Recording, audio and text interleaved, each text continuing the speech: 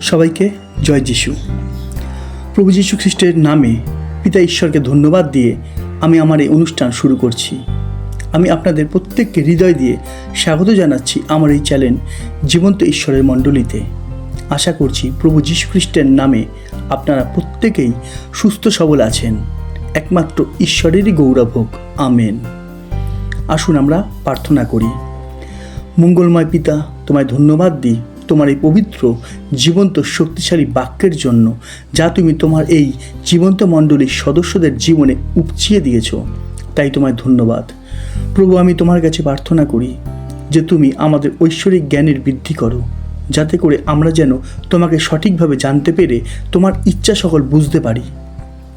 এই কাল মন্দ, তাই তুমি আমাদের প্রত্যেকের হাত ধরে তোমারই পথে নিয়ে চলো। প্রভু গো, সাহায্য করো, শক্তি দাও তোমার পথে চলার।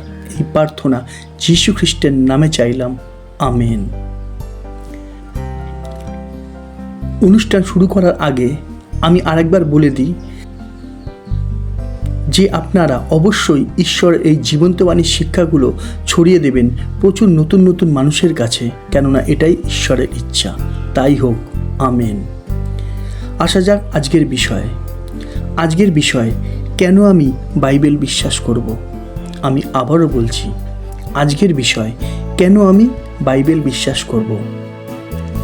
আসুন আমরা আজকের বাক্যের প্রতি একটু মনোযোগ দিই। আমরা দেখি মথি 16 অধ্যায় 24-25 পদ।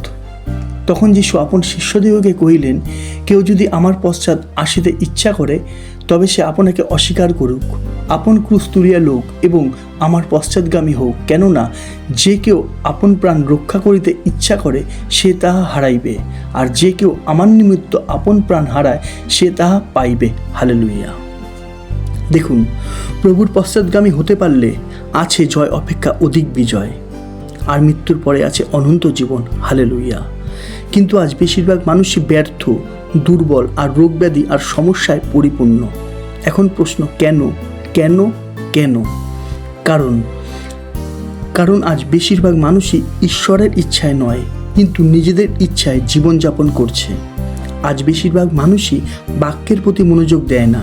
আর তাই তো আমি না, কিন্তু বাইবেলই বলছে যে আজ সারা জগৎ পাপাত্মার মধ্যে ডুবে, যা আমরা খবরের কাগজ আর টিভির খবরে সদা সর্বদা দেখতে পাই, তাই না? এই সমস্তের পিছনে আছে শুধুমাত্র শয়তানের হাত। কেননা শয়তান কখনোই চায় না যে কোনো মানুষ ঈশ্বরকে ভালোবাসুক অথবা ঈশ্বরের বাক্য পালন করুক। যেমন লেখা আছে, আমরা দেখি 2 করন্থীয় 4 অধ্যায় 4 পদে, তাহাদের মধ্যে এই যুগের দেব অবিশ্বাসীদের মন অন্ধ করিয়াছে, যেন ঈশ্বরের প্রতিমূর্তি যে খ্রিস্ট, তাহার গৌরবের সুসমাচার দীপ্তি তাহাদের প্রতি উদয় না হয়।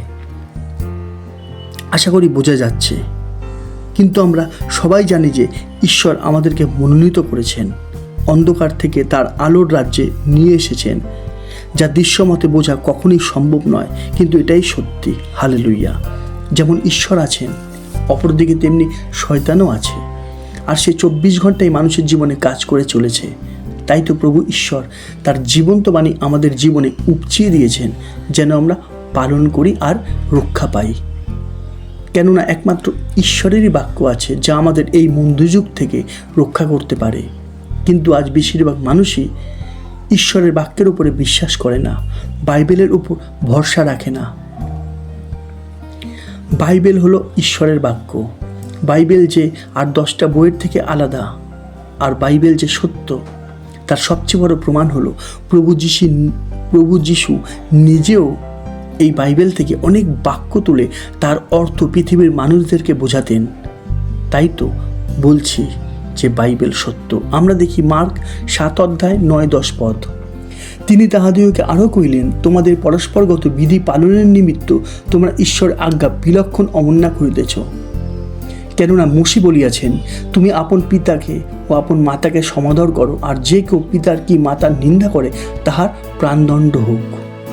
প্রভু এখানে মসির শিক্ষা সম্বন্ধে জানাচ্ছেন। আমরা দেখি লুক 24 অধ্যায় 27 পদ। পরে তিনি মসি হইতে ও সমুদায় ভাববাদী হইতে আরম্ভ করিয়া সমুদায় শাস্ত্রে তাহার নিজের বিষয় যে সকল কথা আছে, তাহাদিগকে বুঝাইয়া দিলেন। প্রভু এখানে মোশে থেকে শুরু করে সমস্ত ভাববাদীদের কথাই জানাচ্ছেন, কেননা পুরাতন নিয়মে সমস্ত ভাববাদীদের দ্বারা ঈশ্বর প্রভু যিশুর কথাই বলেছিলেন এই মানব জাতিকে। কিন্তু মানব জাতি বাইবেলের বাক্য কিন্তু গ্রহণ করেনি। যদি গ্রহণ করত তাহলে প্রভুকে কিন্তু ক্রুশে দিত না, যেমনটা ঠিক সাধুবোল বলেছিলেন, তাই না? আমরা দেখি লুক 24:44। পরে তিনি তাহাদিওকে কহিলেন, তোমাদের সঙ্গে থাকিতে থাকিতে আমি তোমাদিওকে যাহা বলিয়াছিলাম আমার সেই বাক্য এই। মুশির ব্যবস্থায় ও ভাওবাদীগণের গ্রন্থে এবং গীত সংগীতায় আমার বিষয় যাহা যাহা লিখিত আছে সে সকল অবশ্যই পূর্ণ হইবে। এখানে প্রভু যীশু নিজেই বাক্যের উপর জোর দিয়ে বলেছেন যে তার বিষয় যা লেখা আছে তা অবশ্যই পূর্ণ হবে। এখানে এই কথাটার উপর জোর দিন যে অবশ্যই পূর্ণ হবে। তাহলে বোঝা যাচ্ছে যে কেন আমি সবসময় বাক্য বাক্য বলতে থাকি। আমরা এখন দেখব প্রভু যীশু বাইবেল সম্বন্ধে আর কি বলেছেন। আমরা দেখি যোহন 10:35। যাহাদের নিকটে ঈশ্বরের বাক্য উপস্থিত হইয়াছিল তিনি যদি তাহাদিওকে ঈশ্বর বলিলেন, আর শাস্ত্রের খণ্ডন তো হইতেই পারে না। আমি আবারও বলছি, শাস্ত্রের খণ্ডন তো হইতেই পারে না। এখানে একটা কথা ফাইনাল, যে শাস্ত্রের খণ্ডন কিন্তু হতে পারে না, অর্থাৎ ঈশ্বরের বাক্য যা আমরা বাইবেল থেকে পাই তার কোনো পরিবর্তন হবে না। যা লেখা আছে 100% গ্যারেন্টি যে অবশ্যই ঘটবে। আমরা দেখি মতি 5:18। কেননা আমি তোমাদিওকে সত্য করিতেছি, যে পর্যন্ত আকাশ ও পৃথিবী লুপ্ত না হইবে সে পর্যন্ত ব্যবস্থার একমাত্র কি এক বিন্দুও লুপ্ত হইবে না, সমস্তই সফল হইবে। হালেলুয়া। দেখুন, বাইবেলের বাক্যের এক মাত্রাও বা এক বিন্দুও লুপ্ত বা নষ্ট হবে না, কিন্তু সমস্তই সফল হবে। তাই তো প্রভু বলেছিলেন যে ঈশ্বরের মুখ থেকে প্রত্যেক বাক্যে মনুষ্য বাঁচিবে। তাই তো স্বর্গদূত মরিয়মকে বলেছিলেন যে ঈশ্বরের কোনো বাক্য শক্তিহীন হবে না। হালেলুয়া। আশা করি বোঝা যাচ্ছে। ঈশ্বর পুরাতন নিয়মের ভাওবাদীদের দ্বারাই হোক অথবা নতুন নিয়মে পবিত্র আত্মার দ্বারা শিষ্যদের মুখ দিয়েই হোক, তার জীবন্ত বাণীর শিক্ষা সে সদা সর্বদা মানব জাতিকে দিয়েছেন, যা একত্র করলে বলা হয় সমগ্র পুস্তক, অর্থাৎ বাইবেল। আমি আবারও বলছি, যা একত্র করলে বলা হয় সমগ্র পুস্তক, অর্থাৎ বাইবেল। আর তাই তো প্রভু যিশু শাস্ত্রগ্রন্থ অর্থাৎ বাইবেল সম্বন্ধে 100% গ্যারেন্টি দিয়েছেন যে বাইবেল সত্য। আর বাইবেলের মধ্যে যে ঈশ্বরের বাক্যগুলো আছে সে সমস্তই সফল হবে। কিন্তু আমরা ঠান্ডা মাথায় যদি ভাবি তাহলে বুঝতে পারবো যে আজ বেশিরভাগ মানুষ দেখে না যে বাইবেল কি বলছে, বাক্য কি বলছে, কিন্তু দেখে মানুষ কি বলছে অথবা মানুষ কি করছে, তাই না?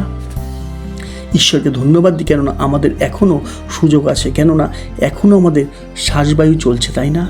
এখন আমরা কি করব সেইটা সম্পূর্ণ আমাদের ব্যাপার। এখন প্রশ্ন হলো, প্রভু যীশু যিনি স্বর্গ পৃথিবীর সমস্ত নিগুড় তত্ত্ব জ্ঞানে পূর্ণ, যিনি সর্বসৃষ্টির মালিক, আমরা একটু দেখি যোহন 1:2-3। তিনি আদিতে ঈশ্বরের কাছে ছিলেন, সকলই তাহারই দ্বারা হইয়াছিল, যাহা হইয়াছে তাহার কিছুই তাহা ব্যতি রেখে হয় নাই। আশা করি সমস্তই পরিষ্কার। হালেলুয়া। তাহলে যা বলছিলাম, প্রভু যীশু যিনি স্বর্গ পৃথিবীর সমস্ত নিগুড় তত্ত্ব জ্ঞানে পূর্ণ, আমরা তার কথা গ্রহণ করব, মানব, বিশ্বাস করব, না নিজেদের বিচারে নিজেদের জ্ঞান বুদ্ধিতে চলব? আপনারা নিজেরাই চিন্তা করুন। যদি আমরা তার কথা বিশ্বাস করি তাহলে মাথায় রাখতে হবে যে প্রভু বলেছেন যে বাইবেল সত্য, বাইবেলের এক একটা বাক্য জীবন্ত ও সমস্তই পূর্ণ হবে। হালেলুয়া। যে কেউ ঈশ্বরকে ভালোবাসবে, যে কেউ ঈশ্বরকে বিশ্বাস করবে, সে ঈশ্বরের ইচ্ছা সকল পালন করবে। আর যে ঈশ্বরের ইচ্ছা পালন করবে স্বয়ং ঈশ্বর তাকে, স্বয়ং ঈশ্বর তাকে সেই ব্যবস্থা করে দেবেন যেন সে সমস্ত বাক্যের নিগুড় তত্ত্ব অর্থাৎ সমস্ত বাক্যের সঠিক মানে সে জানতে পারে। আমরা দেখি যোহন 7:17। যদি কেহ তাহার ইচ্ছা পালন করিতে ইচ্ছা করে সে এই উপদেশের বিষয় জানিতে পারিবে, ইহা ঈশ্বর হইতে হইয়াছে, না আমি আপনা হইতে বলি। হালেলুয়া। একমাত্র ঈশ্বরেরই গৌরব হোক। আমেন। আশা করি সমস্তই পরিষ্কার আমাদের কাছে, তাই না? যে বাইবেল ঈশ্বরের বাক্য, আর ঈশ্বরের প্রত্যেকটা বাক্য জীবন্ত আর অবশ্যই পূর্ণ হবে। আজ এতটুকু, আবার দেখা হবে ঈশ্বরের জীবন্ত মানে নতুন কোনো শিক্ষা নিয়ে। ততক্ষণ সবাইকে জয় যিশু, জয় যিশু, জয় যিশু।